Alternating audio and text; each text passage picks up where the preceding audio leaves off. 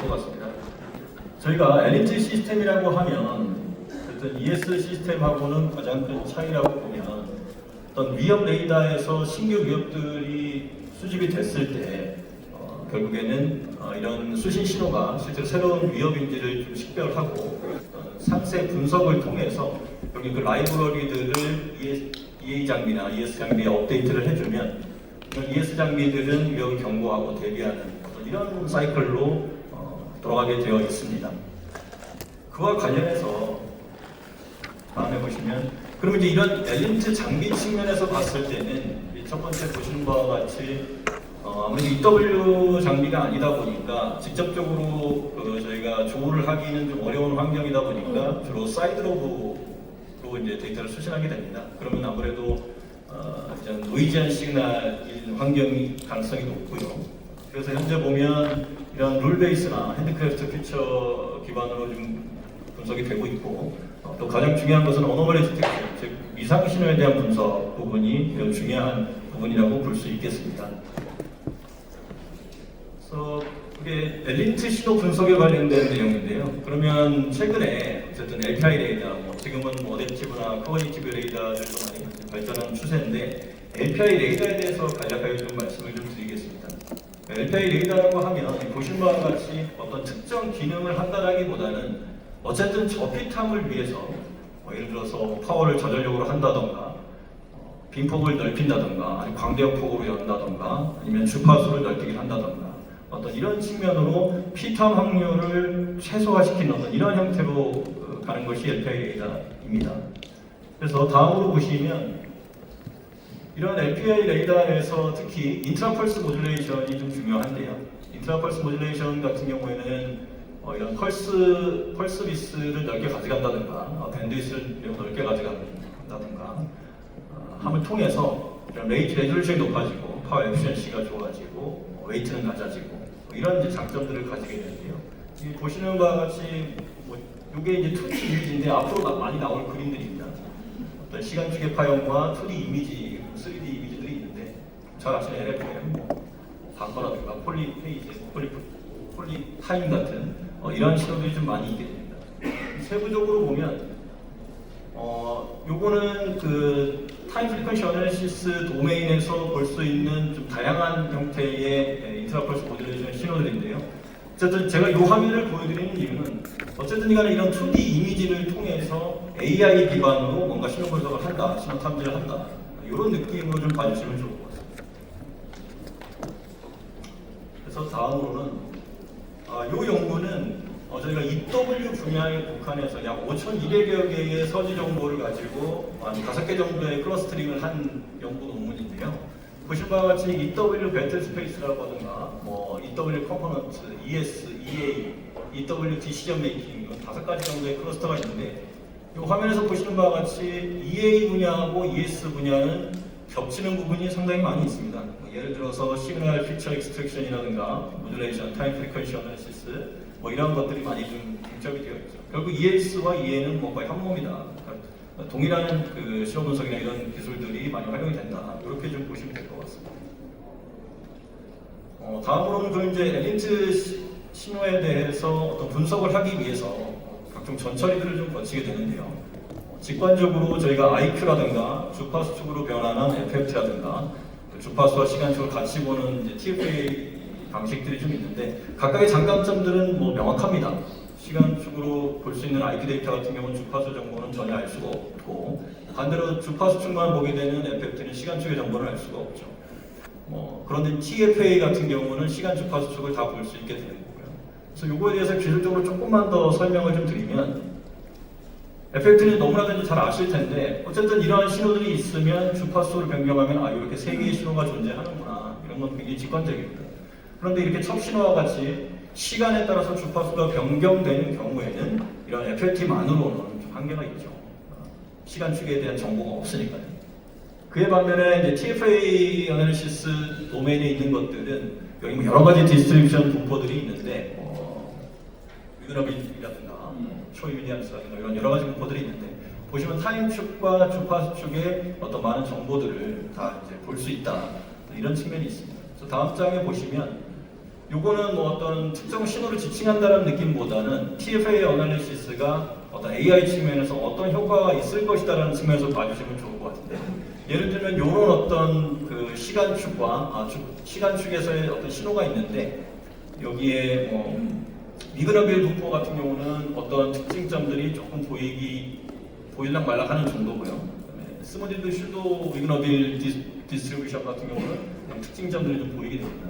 뭐 CWD 같은 경우는 이렇게 좀 더 특징점들이 더 잘 보이게 되는 거죠. 이런 식으로 이러한 이미지들을 AI에 넣었을 때 신호 분석을 얼마나 잘할 거냐, 이런 것들이 이제 주요 연구 테마라고 볼 수 있겠습니다.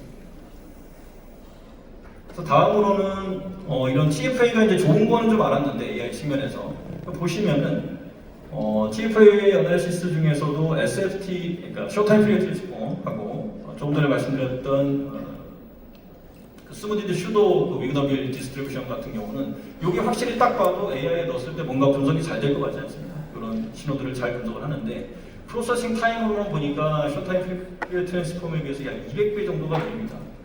그럼 이제 뭐 이렇게 볼 수 있는 거죠.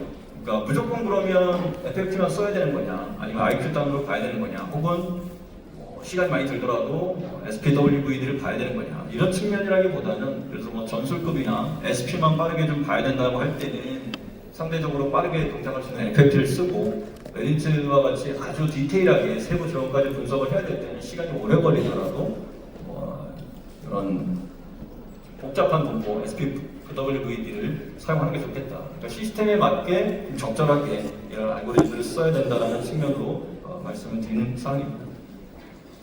그래서 다음으로는 결국엔 이게 AI한테 어떠한 이미지를 넣어줄 거냐라는 싸움인데요. 여기 보시면은 리커런스 플랫이라는 게 있습니다. 주로 빅선형 시리얼 데이터 분석에 많이 사용이 되는데요. 직관으로 보면 이런 사인파가 있을 때 리커런스 플랫을 하게 되면 이런 격조 모양이 나타납니다.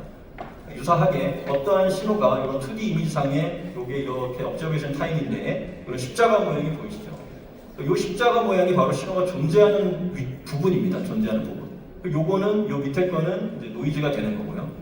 그러면 이 AI한테 요 두 그림을 넣어주면 당연히 AI가 이게 신호가 있다라고 하는 SP 검출의 성능을 나타낼 수밖에 없겠죠. 이제 그런 측면에서 이 리커런스 플랫이 이용이 된다라는 측면이고, 좀 더 나아가서 바이너리 리커런스 플랫이라는 게 좀 있는데, 요거는 딱 봐도 이제 두 개의 색깔만 가지는, 좀 짙은 보라색 그리고 노란색 두 개의 색깔만 이미지만 가지게 되는데, 요거는 0과 그러니까 어떤 인계치를 두고 0과 1 두 단계로만 나눠서 이미지를 가공한 그런 리커런스 플랫입니다. 그러니까 이런 경우가 좀 더 AI가 좀 더 알아보기 쉽게 볼 수 있는 거죠. 다음으로는 유사한 측면인데 어떤 코베런스 매트릭스 관점에도 좀 볼 수가 있습니다.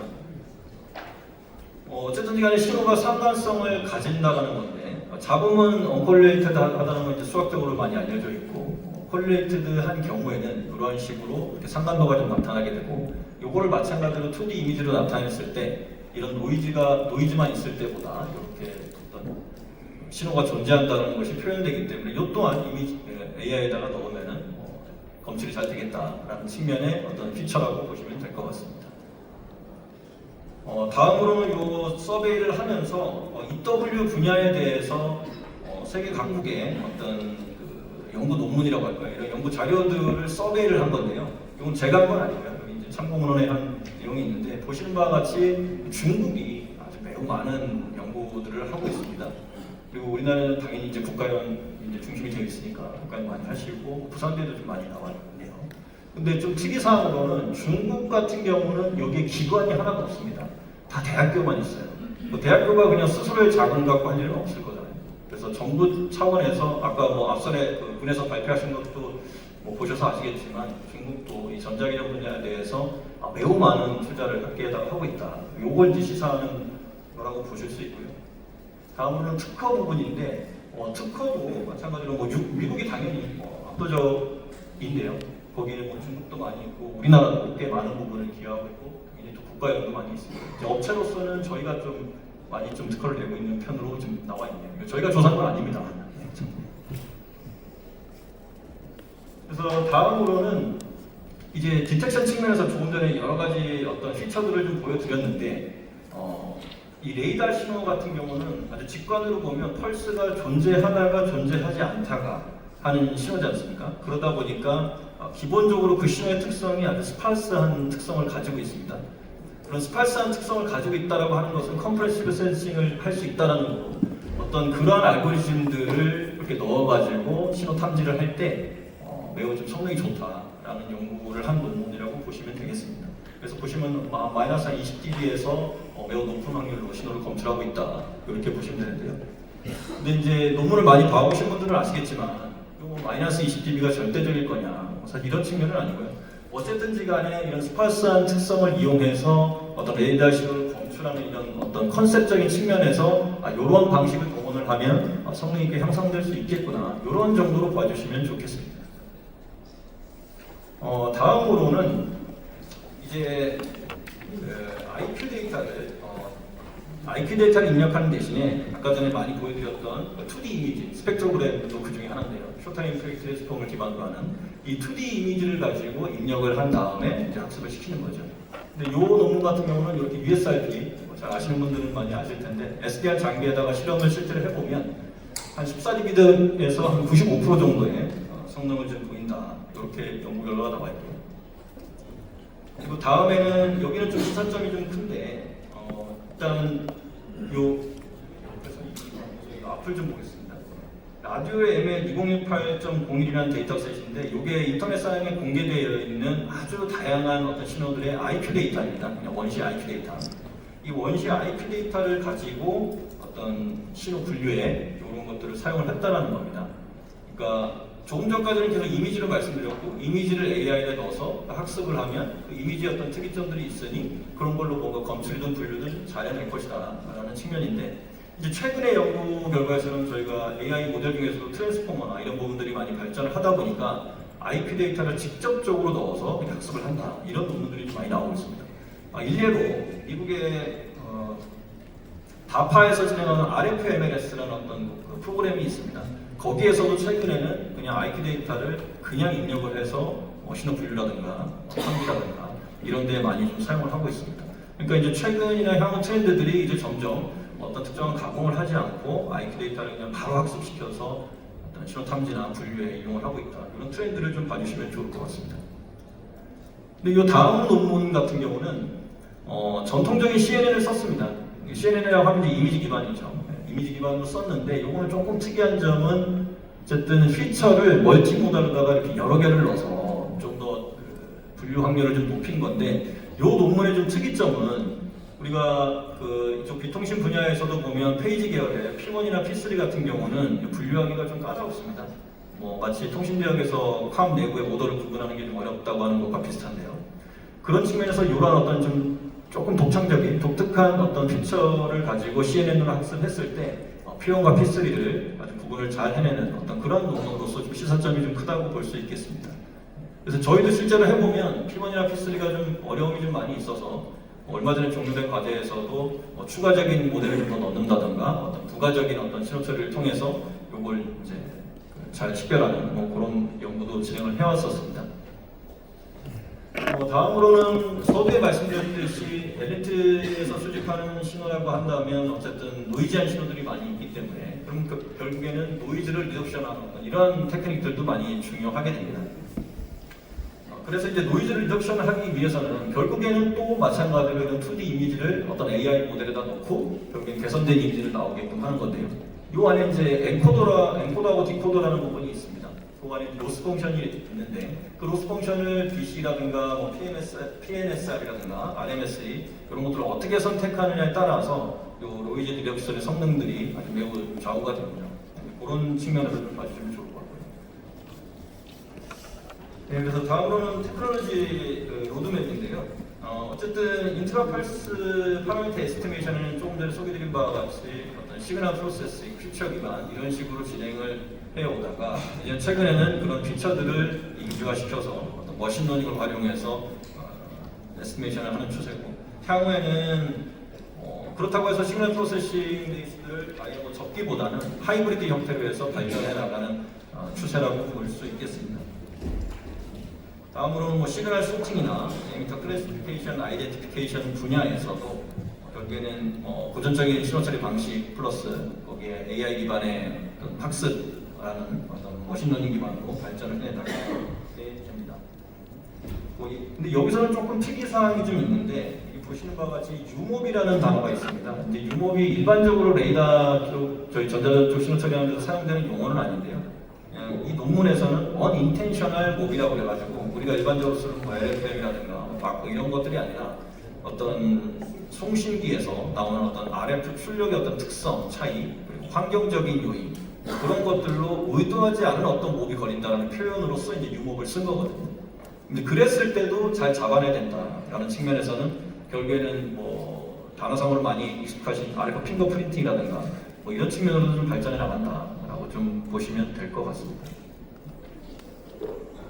그래서 어떤 이 엘리트 시스템 아키텍처 측면에서 결국엔 트렌드라고 보면 뭐 시스템도 중요하지만 이런 독트린이나 인바이러먼트 측면에서도 우리가 좀 많이 들여다봐야 된다라는 부분이 있고요. 그리고 이제 현재 어떤 룰 베이스나 어떤 라이브러리 베이스 형태로 지금 진행되고 있는데 향후에는 어댑티브 멀티펑셔널 인터벌류라든가 그리고 최종적으로는 디테일 제네이트하고 패스 디렉션 형태로 발전해 나갈 것으로 보입니다. 이제 결론인데요. 자꾸 이제 중국 얘기를 좀 많이 말씀을 드리는데요. 어쨌든 중국은 아까 전에 논문 정보나 특허 정보 이런 것도 많이 보셨겠지만 시기체 분야에 대해서 그리고 EW 분야에 대해서 매우 많은 투자와 어떤 이런 발전을 하고 있습니다. 일본과 뭐 인도도 마찬가지고요. 그리고 또 하나의 측면으로는 최근에는 통합형 시기체 시스템을 구축하는 추세로 많이 넘어갑니다. 과거에는 엘린트랑 커뮤니티를 비유기적으로 운용을 했다면 현재나 미래에는 엘린트와 커뮤니티를 통합을 해서 전략 및 작전 분야의 범위를 넓히는 중이고요. 이런 측면에서는 핵심적인 분야다라고 볼 수 있습니다. 끝으로 이 4개의 단어가 있는데요. 제가 이제 이 서베이를 하면서 이런 연구 논문이나 다양한 그 서지상에서 많이 등장했던 단어들입니다.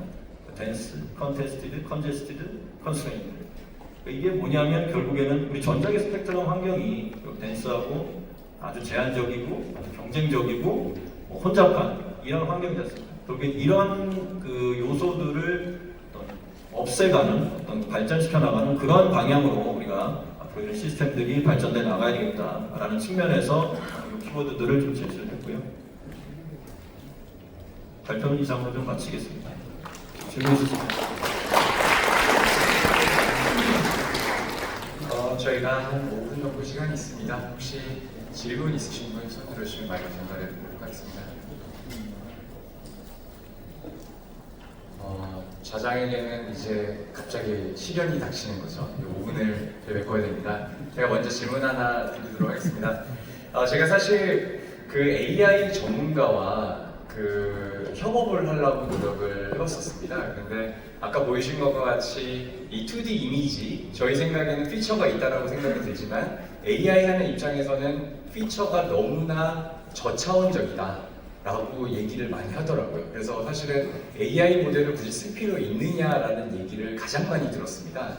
그래서 보여주신 이미지들이 사실은 제일 처음 궁금한 거는 AI의 범주를 어디까지 보셨던 건지 보시고 AI를 써야 된다고 말씀하시는 건지 하고 이제 그런 것들이 이제 온보드 컴퓨팅처럼 우리가 좀 낮은 스펙의 하드웨어에서 돌아갈 방향으로 발전이 될 건지 아니면은 우리가 후처리 정도의 어떤 프로세싱으로 발전을 할지 그 비전에 대해서 좀 말씀해 주시면 감사하겠습니다. 아무도 질문 안 하셔서 이런 시련을 저한테 주시는 상황인데 제가 아는 한 좀 말씀드려보겠습니다.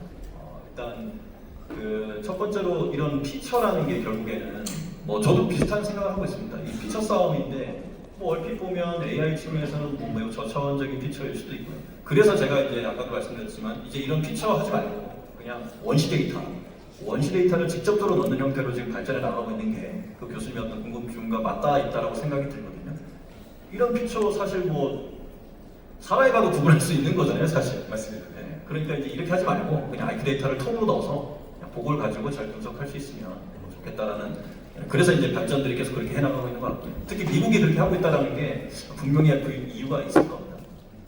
그리고 두 번째로는 어떤 그 말씀해 주셨던 내용이 결국엔 엣지 컴퓨팅과 관련된 부분인데요. 어쨌든지 간에 모델을 학습하거나 어떤 처음에 추론하고 이런 과정에서는 좀 많이 복잡하지만 결국에는 인베디드 시스템 내에 온보드에 탑재가 돼서 그러한 것들을 AI 모델을 돌릴 수 있는 게 궁극적인 지향점이라고 보거든요, 저도. 뭐 그런 측면에서 이제 다양한 반도체 회사들도 엣지 컴퓨팅을 하기 위해서 GPU를 좀 내장한다던가 아니면 GPU가 꼭 아니더라도 NPU라고 하는 어떤 AI를 돌릴 수 있는 어떤 그러한 칩들도 좀 많이 개발되고 있습니다. 그래서 정리해 보면 저도 어쨌든 학습과 추론에 시간이 오래 걸리더라도 그런 어떤 이 학습을 통해서 나온 결국엔 개수잖아요, 개수. 이런 개수를 온보드 컴퓨팅에다가 넣어서 AI를 이제 효과적으로 할 수 있는 이런 하드웨어 발전과 어떤 이런 기술 발전들이 이루어진다면 향후에는 정말로 엣지단에서 거의 많은 것들을 이제 분석해서 좋은 시기트라든가 ES 장비들이 더 발전될 거라고 생각을 하고 있습니다. 네, 답변 감사드립니다. 혹시 추가적인 질문 있으실까요? 네, 그러면 제 지식의 한계도 여기까지이기 때문에 이것으로 좋은 발표해 주신 김재현 관장님께 다시 한번 큰 박수 부탁드리도록 하겠습니다.